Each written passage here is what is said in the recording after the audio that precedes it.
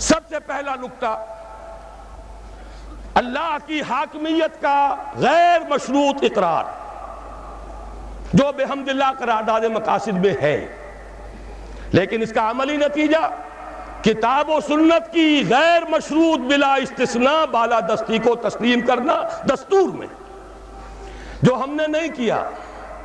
بڑی ڈینگ ماری، عوام کو دھوکہ دے دیا۔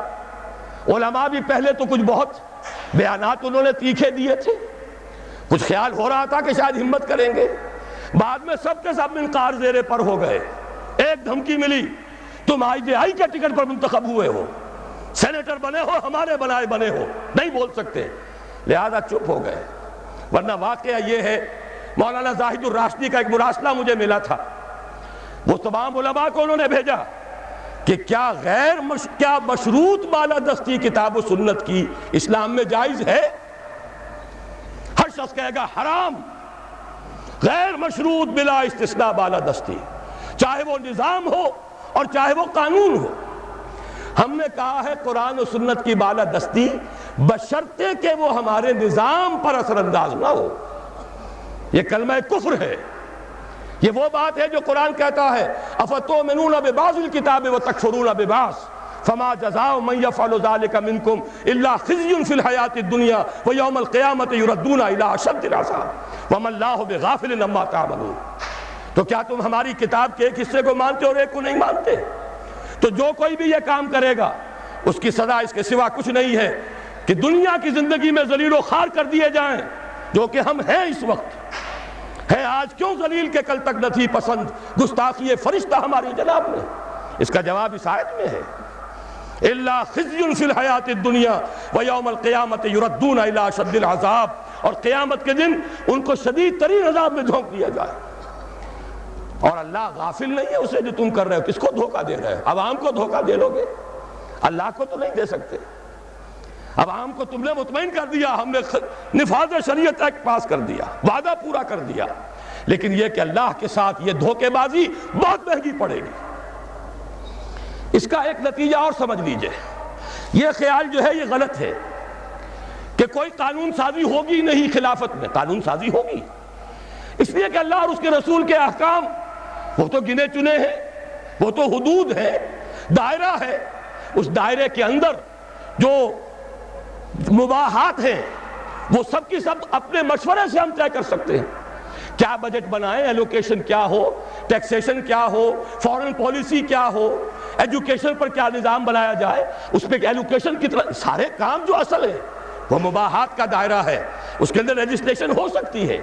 تو وہ لیجسلیشن بھی عدالت نہیں کرے گی، کوئی مولوی نہیں کریں گے، بلکہ یہ کہ وہی اسمبلی کرے گی جو علامہ اقبال نے کہا تھا اپنے لیکچرز میں کہ آج کے دور میں اجتہاد بذریعہ پارلیمنٹ ہوگا۔ اس کے کیا معنی ہے؟ یہ نہیں کہ وہاں جاہل لوگ آ جائیں گے تو وہ اجتہاد کریں گے، بلکہ یہ کہ اجتہاد تو اہل علم کریں گے۔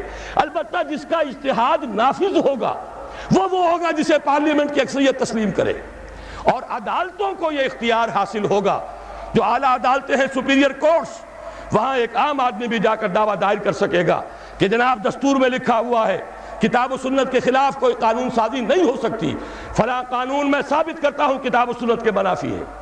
عدالت کو اختیار ہوگا، وہ اس کو کل عدم قرار دے دے، گورنمنٹ کو نوٹس دے، اتنی مدت کے اندر اندر اس کی جگہ پر دوسری قانون سازی کتاب و سنت کے دائرے کے اندر اندر کر لو، خلا کو پر کر دو، ورنہ فلاں تاریخ سے یہ قانون کل عدم ہو۔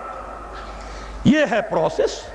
اس پروسیس کو واقعہ یہ ہے کہ صحیح انداز میں شروع کیا تھا ضیاء الحق نے، نظری طور پر ہر ایک کے ساتھ انصاف کیا جانا چاہیے، جو اس نے کیا ہے اس کا بھی اقرار ہو، جو نہیں کیا ہے اس کا بھی اعلان ہو۔ انہوں نے کیا، شریعت کوڈ بنا دی اور یہی اصول طے کیا، شریعت کوڈ میں ہر مسلمان جائے، کوئی قانون ہو اس کے بارے میں اگر وہ ثابت کر دیں یہ کتاب و سنت کے منافی ہے، کل عدم ہو جائے گا۔ لیکن کیا نہیں کیا وہ بھی سمجھ لیجئے، شریعت کوڈ بٹھا کر اس کو ہتھکڑیاں بھی پہنا دی، بیڑیاں بھی پہنا دی۔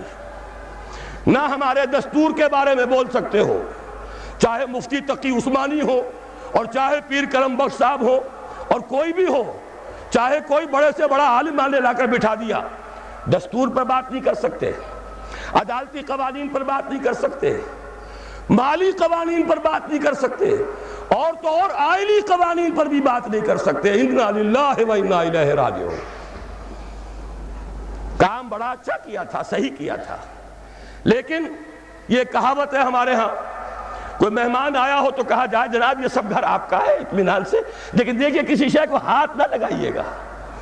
یہ حشر ہمارے ہاں ہوا ہے اسلام کے ساتھ، دکھا دی بڑی شریعت کورٹ، جسٹس غلام علی صاحب پہنچ گئے، اور ہمارے صاحب پیر صاحب پہنچ گئے، اور تقی عثمانی صاحب پہنچ گئے، اور بھی بڑے بڑے علماء پہنچ گئے، لیکن یہ کہ ان کو سجا کر بٹھا دیا گیا، ان چار طرف بالکل ہاتھ نہ لگانا، دیکھنا بھی نہیں۔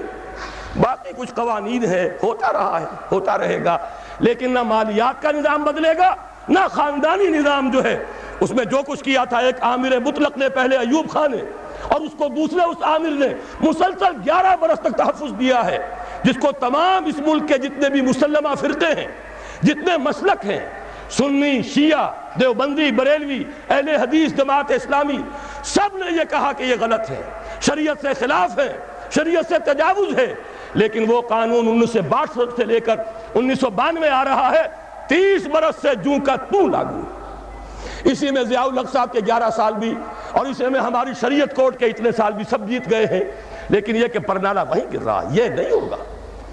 لیکن یہ کہ اصل الاصول سمجھ لیجئے، حاکمیت اللہ کی، بالادستی کتاب و سنت کی، بغیر استثناء، نظام بھی قانون بھی، ان سب کے اوپر ان کی بالادستی۔ قانون سازی کیجئے، پارلیمنٹ بنائیے، مجلس ملی بنائیے، لیکن کوئی قانون کتاب و سنت کے منافی نہیں ہوگا۔ اگر کسی کو خطرہ ہے کہ یہ منافی ہے، جائے ہائی کورٹ میں، سپیریئر کورٹ میں، ثابت کر دے، علماء بھی جائیں، دلائل دیں، ثابت کر دیں کتاب و سنت کی حدود سے تجاوز ہو گیا ہے، کل عدم ہو جائے گا۔ یہ ہے سیاسی اور دستوری ڈھانچہ اس اسلامی نظام کا جو خلافت ہے، اس لیے کہ خلافت کے معنی ہی نیابت کے ہیں۔